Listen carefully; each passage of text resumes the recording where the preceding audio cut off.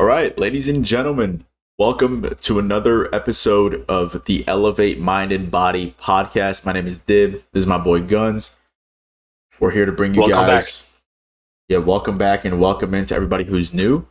Today's topic that we really want to talk about is peptides. Now, this is something that I'm very excited about in the fitness, health, wellness industry, in the whole realm of it all, because I think peptides are going to make a huge difference for everybody. Even people that aren't into fitness, I think peptides are going to change their life, the game for everyone. And it's crazy. So we're going to get into defining what a peptide is for some people that, don't know what it is. But it's crazy that it's so new to everybody. You ask someone on the street, just a random person, everyday Joe, they're not going to know. 9 times out of 10, they're not going to know what a peptide is. And it's something that's kind of been trending and blowing up lately. But what's fascinating is peptides have been a thing since like the 80s, right? And one of the main ones that's used very commonly is insulin, right? That's an example. That's a type of peptide. So to kind of give you guys the definition of what is a peptide, it's essentially a chain of amino acids that is already in the body. And when these amino acids are in a chain and they're together, they can send a certain signal or tap into a certain part of the body to get any type of effect. So an example is insulin, right? You take insulin and it mimics the same insulin that your body produces for people that are diabetic and they're either insulin resistant or their body doesn't produce enough insulin for them. They take that to help with their diet and their digestion and health and all those good things.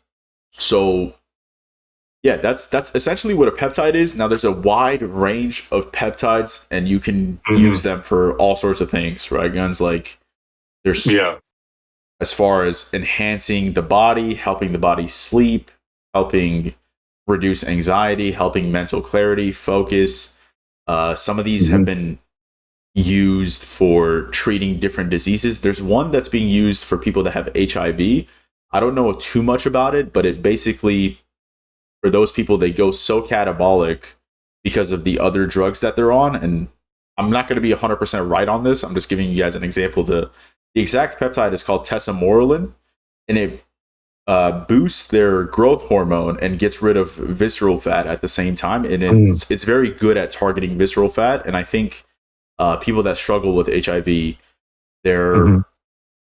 that's like one of their main, that's like the bad thing with HIV, I guess, is it grows a lot of visceral fat. I'm not too educated on it, but that's an example. Now we're going to give you guys a nice blend, or I guess a cascade of a few peptides that are usually used together. The reason we're going to talk about these is they have little to no side effects. They have such an efficacious I guess role in the body. They could do so much good without any harm. And that is BPC 157. It is most commonly paired with TB 500. And then there's a different pairing of it as well. Some people add GHK-Cu, which is GHK copper. And again, just to reinstate, all of these are things that are already found in the body. When you take them externally, exogenously, you're just helping your body's production of that to send that signal to get that effect that you're looking for. So in particular, with BPC and TB500, these two, BPC by itself is the body. I'm trying to think. I don't have the exact definition. Let me Google the exact definition. Or do you know it, Gunz? So, because it's an acronym. It stands for something. So, I just wanted to a little recap before we get onto that BPC. Because I personally myself, I take BPC. We can dig into this a little bit more in that. I've been on it for quite like few weeks now, and I already see the difference. And so the human body already produces, based on the research, over 7,000 peptides itself. 7,000 peptides itself. So our bodies are producing peptides itself. And what are the peptides? It's obviously, it makes sense that it's small chain of amino acids, right? So we when you're deficient to any sort of level, vitamin stuff like that, right? They always try to add to get your levels up, right? They give you a B12 shot or whatnot. With the peptides, it mimics your natural production, right? It's like a jump starting to when there is a blockage, right? When you're not producing enough, right? Exactly. It sends a signal to your system and targets that specific particular body part, like just for example, like an insulin, right? And it helps your blood sugar, right? So each peptide, just because there are so many peptides out there, right? They all have short names, BPC, CJC, and all that, right? There's obviously they're short to the whatever the full name is, right? And we're going to get into that. So again, there is about 60 peptides currently. Actually, drugs are approved by U.S. Over 60 peptide drugs are actually approved by the U.S. But think about how many more. I looked into a couple of days ago just to have this extra additional information. Not only for myself and for the viewers as well too. Over 60 peptides are actually approved, and there were so many, like we would have to actually look at the list ourselves on top of our head. We don't know that, right? Yeah. And I've talked to someone that is in this field, treats people with their with the hormones and the peptides and whatnot. When I asked him about, hey, did you know about 60 peptides were actually approved by the U.S.? He says, I don't know the number, but it sounds sounds about right. But there was a lot, right? And there were so many other ones that are actually not approved by the FDA, but I believe eventually they're going to get approved because they can't stop them. When the truth is out, right? You can't stop the truth, because the reason I say truth, there was a lot of good peptides out there or in different countries, right? And are being actually used to treat patients. Right. Or they've been athletes, used. or have a better quality of life, and why are they not fully approved in the U.S.? But that's not. We don't want to get into that. That's FDA's job, right? But it's. I look at it as of like when something is so good, they don't want you to have it. It could be that. What I mean? It could be that. It's also so cheap. Cheap to have, you know what I mean? Actually, but I'll let you finish with that. The most common one that you just mentioned before is the insulin, right? To manage the blood sugar. They have that. So the insulin is a peptide, right?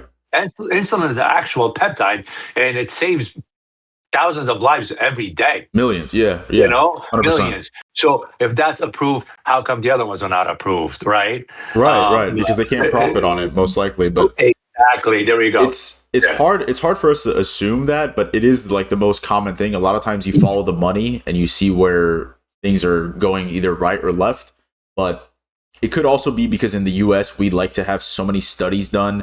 One thing, just to go off of what you said. So the reason I looked into this, and the reason other countries are using peptides right now way more than we are, and it's way more known, like in Europe, Russia, in China, people are using peptides, and they're using it like, for example, someone who has chronic back pain, and they have to have like a cortisone, I think it's a cortisone shot, which is like a steroid that blocks that back pain for months at a time. There's peptides that they could take that would not only get rid of the pain, but it would help them heal. So it's easy to see that like a pharmaceutical company says, hey, we're going to profit off of selling this steroid. So we should keep making people have only this as the option through insurance or even through self-pay, and make the peptides like illegal or make it a black market fishy thing. On the other hand, though, just to play devil's advocate, it could also be because there's not enough research. Now, the reason there isn't enough research, because a lot of these things, keep in mind, they've been out since the 80s. But the reason there's not enough research is there's no profit to be made on the research, because you can't put a patent on a peptide because it's already naturally occurring in the body, right? That's the fascinating thing here. Because it's already being naturally produced in your body, no one can put a patent on it. There's tricks that they're trying to pull, And if you guys look into this, this is happening in real time in 2025 over the last few months since July, where big pharma companies are taking peptides, trying to add a couple things to the amino acid chain so that they could put a patent on it. Shout out to Robert F. Kennedy. He's been a big factor in, stopping them from being able to do that, because it's only going to make them, obviously profit off of it. And just to finish my own thought, so you could kind of imagine, if you're a pharma company, if you pay, because someone has to fund these clinical trials for these peptides to become FDA approved, right? Mm-hmm. And if I'm a pharma company and I pay for the clinical trial, but I can't really profit off of it once the trial is done, right? Then why would I do that? And that's kind of the main issue right now is the FDA needs trials to be done for them to approve a peptide to go into market, and to be approved for human use. And that's why if you look into peptides, some of you guys watching, you might already be into this. You've been researching peptides because it's been a big buzz over the last summer. You might have been researching, and if you try to purchase something, it's going to say like not for human consumption or for research purposes only. And the reason they have to label it this way is because it's illegal to say, here, this is this peptide, take it, and it's proven to help you do X, Y, and Z.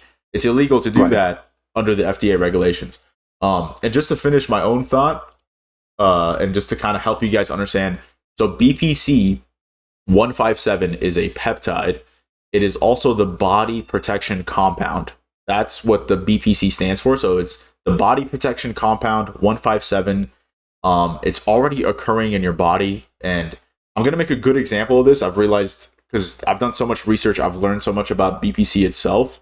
And every time someone asks me, this kind of helps them understand it the easiest way. So imagine you're in the kitchen and you cut your finger a little bit with a knife and you put a Band-Aid on it. You have a slight cut on your skin. So many things in your body have to go properly for your body to then send resources to the skin, to that tissue, to heal it and repair it, right? You have to eat enough calories. Your brain, your heart, your kidneys, all of that has to be fed. Your body has to check all those boxes before it says, all right, let's send some resources.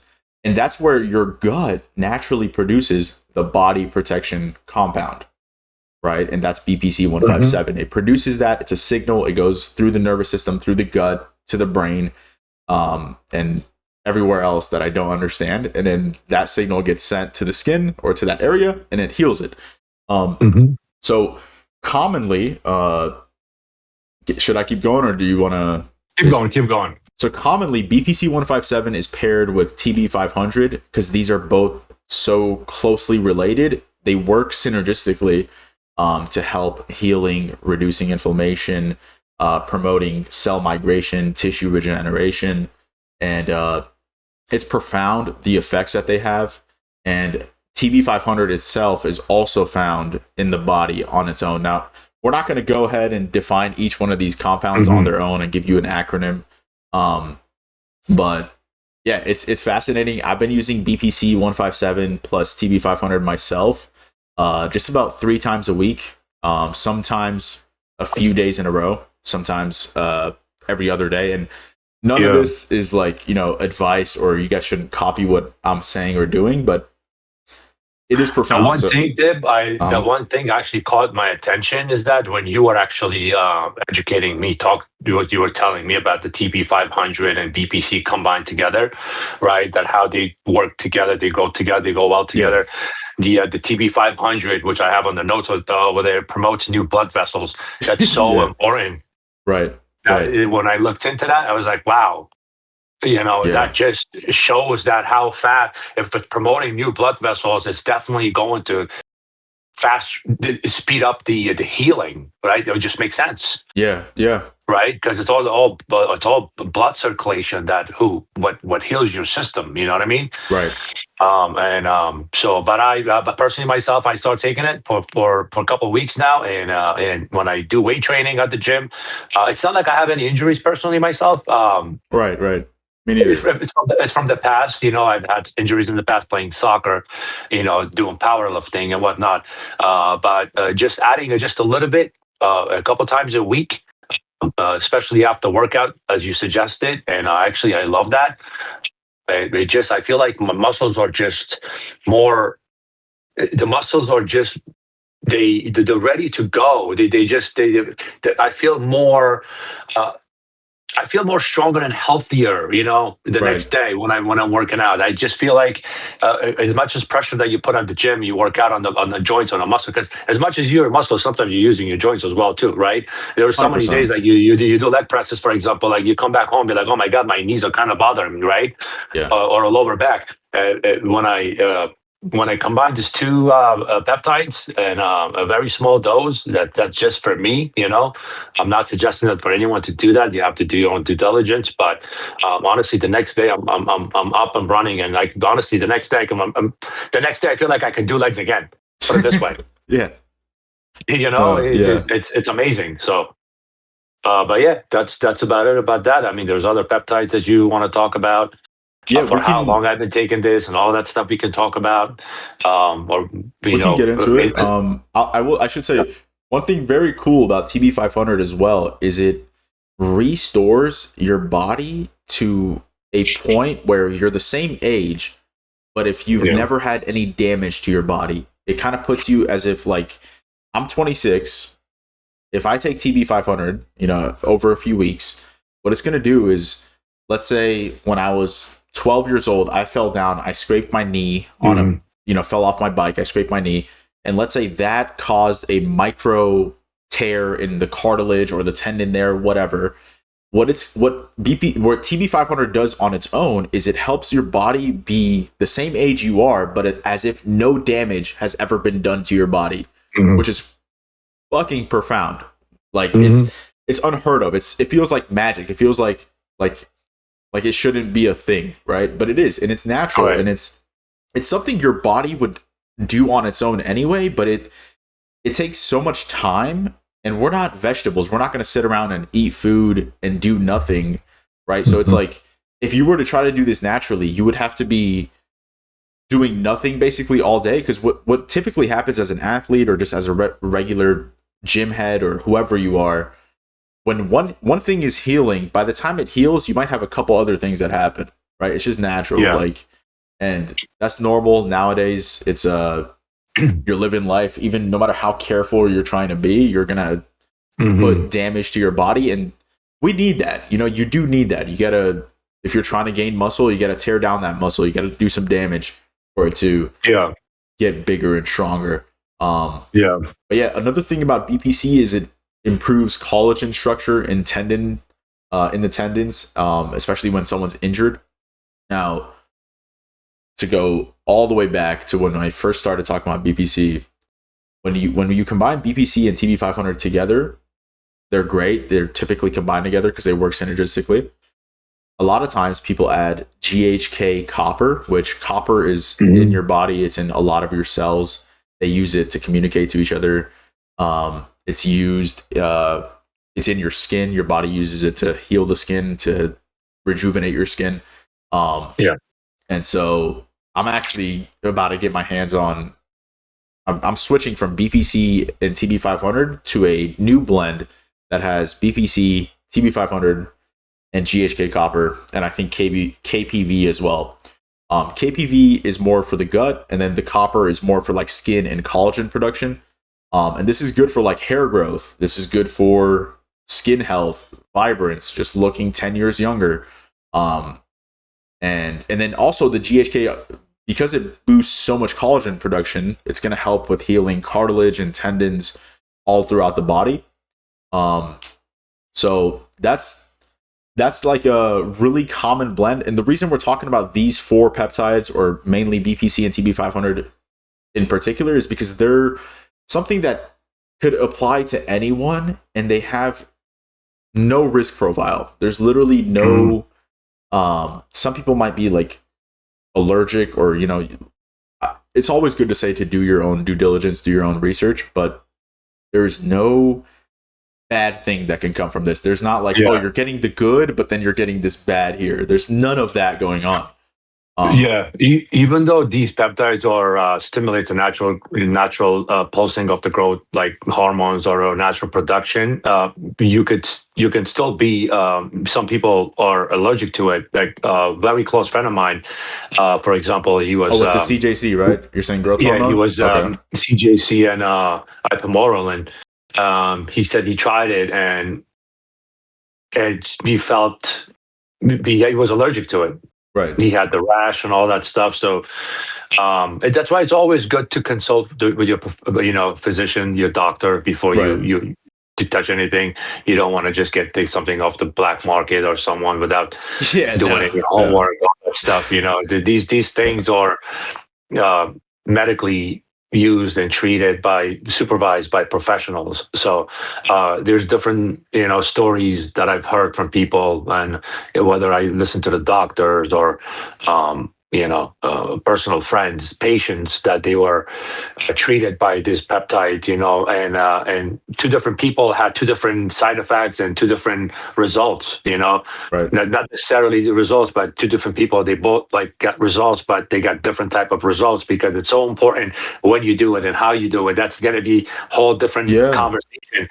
There is a specific time, specific time of the day. Well, you have to be fasted to take this peptide.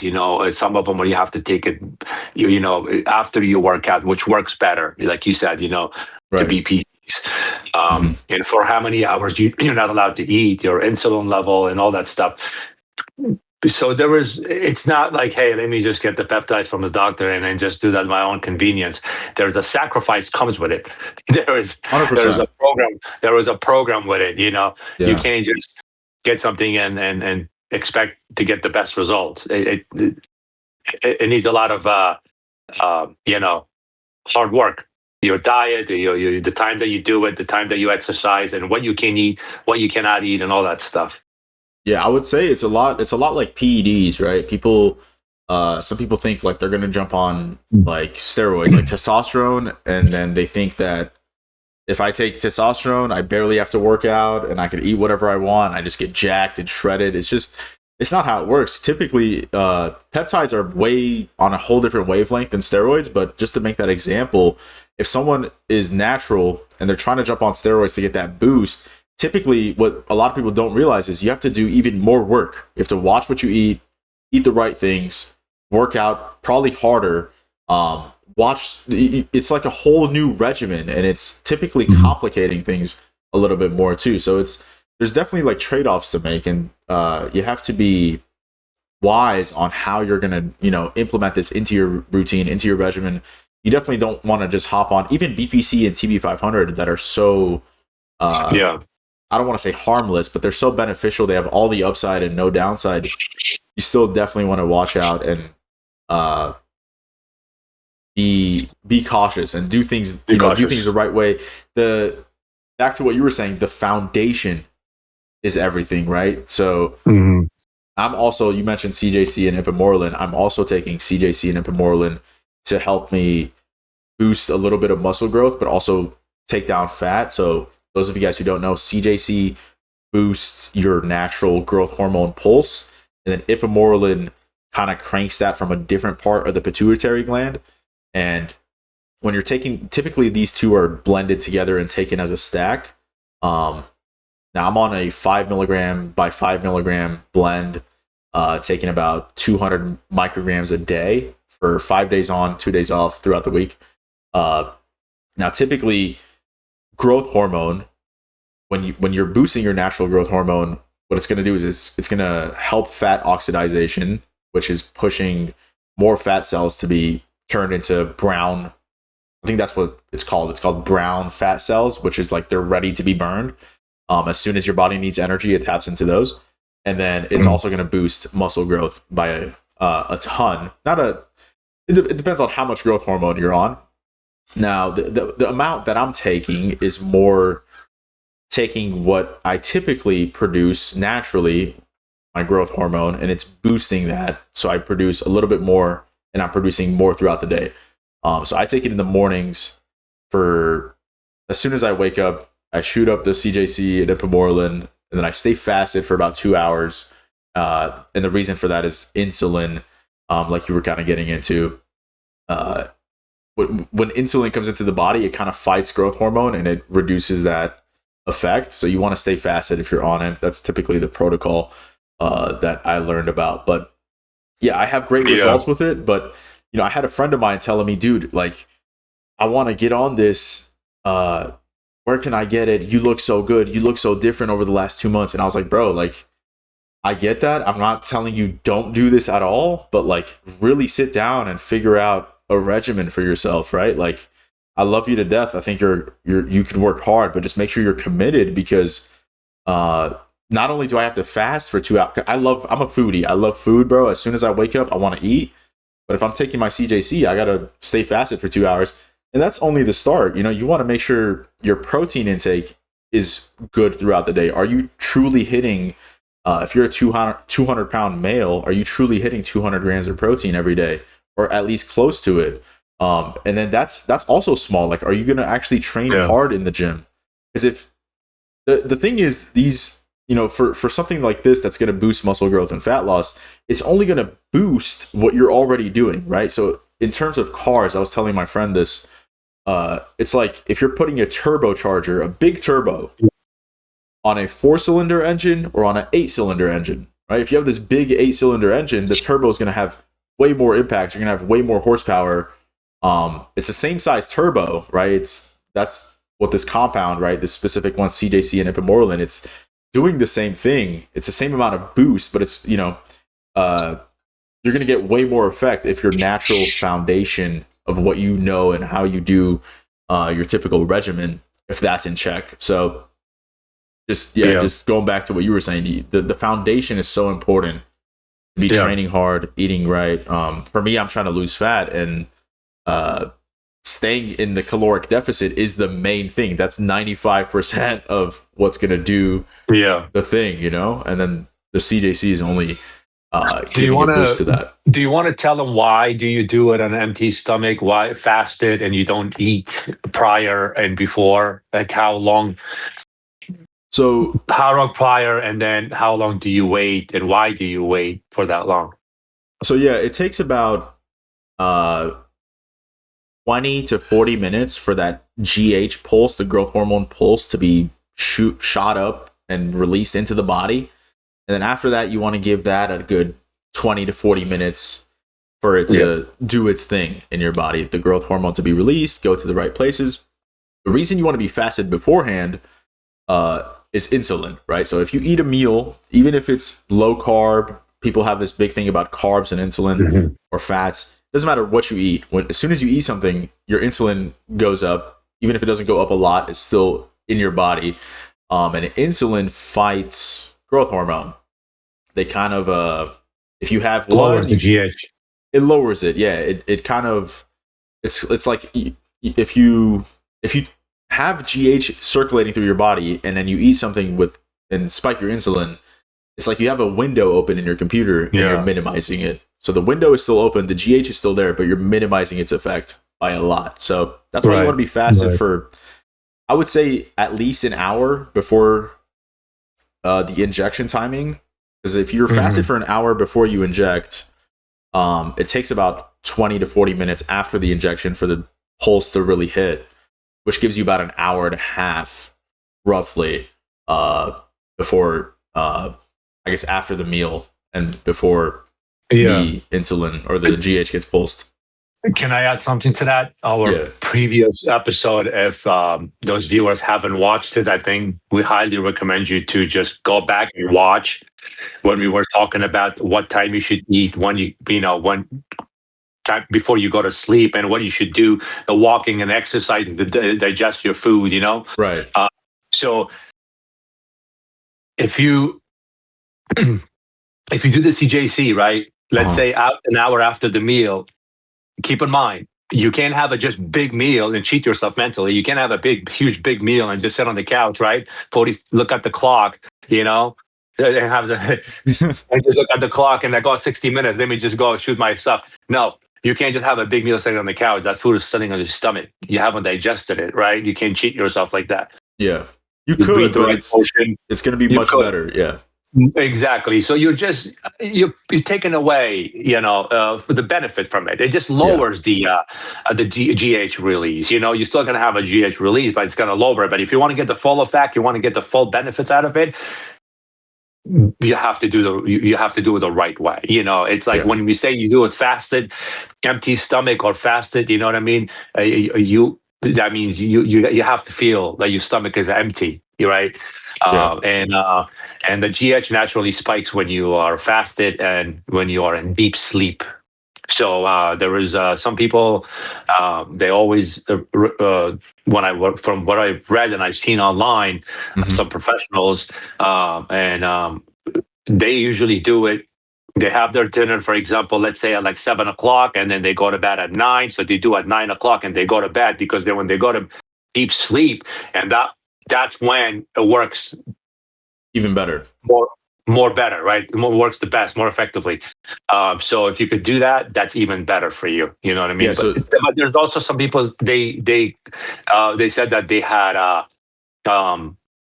issues with sleeping. It kept them up. But I think it's a mental thing. Because I personally, myself, I'll be honest, I've done it before I went to bed. I had no problem. I actually slept like a baby. I slept even better. So I'm not sure why there's. I guess everyone's different. So maybe those people, they're taking some other different things, right? Some people they would go to the gym, workout around like 5-6 o'clock, and they just take this crazy pre-workouts and energy drinks, 100%. And maybe that plays a role too. 100%. So when you do something, you have to do it clean, the right way. You can't be adding so many things in your system and expect for that thing to work the right way. 100%. Yeah, it's the overnight thing. I will say, the reason a lot of people can't, because I looked into this and I tried to do it before bed a couple times. I couldn't. And then I figured out what works for me doing it before bed. Because sometimes I will do like one injection in the morning and then one at night. Kind of splitting the dose. It'll be the same dose for that day, but split apart. But it's because of the nervous system. So GH kind of activates the nervous system in a way that feels like, it's not like you're caffeinated. It's not that your brain is too active. It's kind of like you're just wired in a way. That's the best way I could explain it.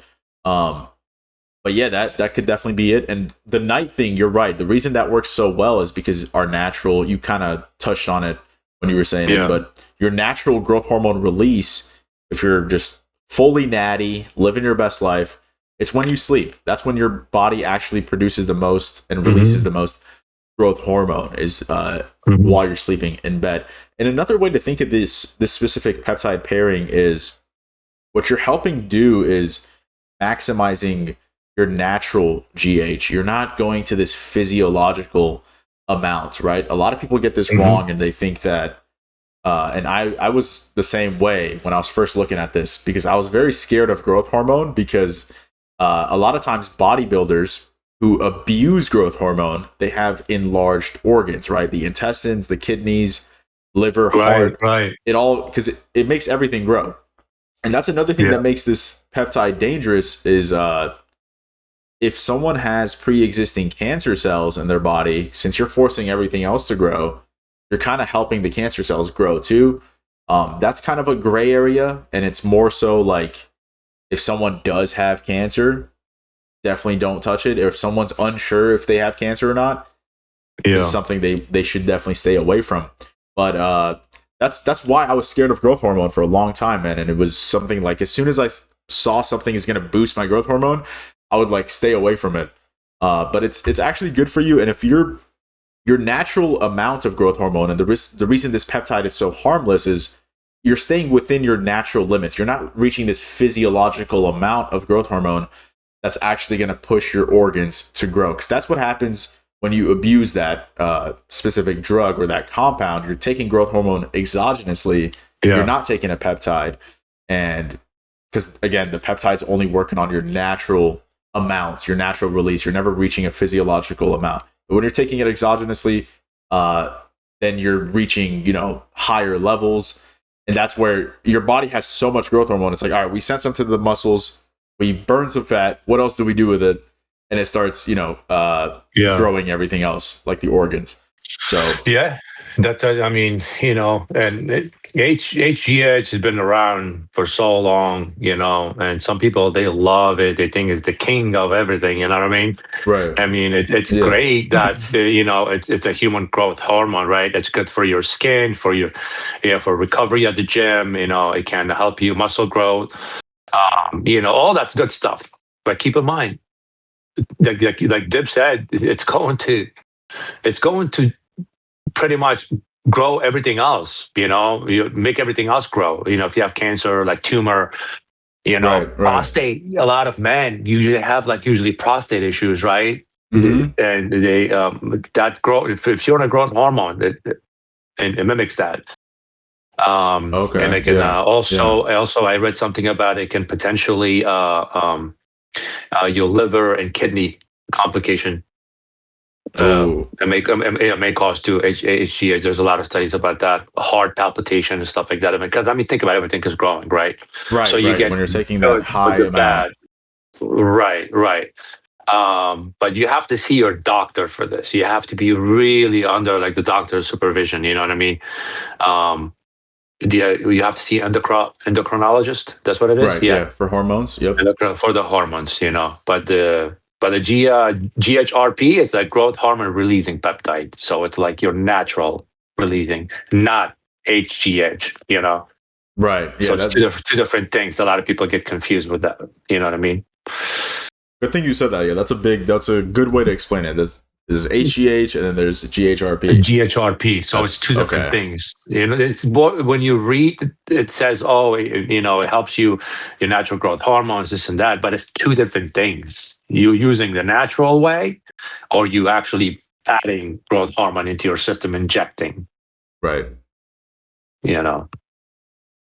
Yeah, the cool thing about these is I saw this study from Alex Ekel or Keikel. I don't want to. I'm probably butchering his name, but he has his own clients and his own patients, and he really knows his things with peptides. He's been talking about it for a long time, and he pointed out that there was a study done where someone took I don't know exactly which peptide it was because there's like 4 or 5 different peptides that release GH in their own way through the pituitary. But they took a peptide for 20 weeks that boosted their GH super high.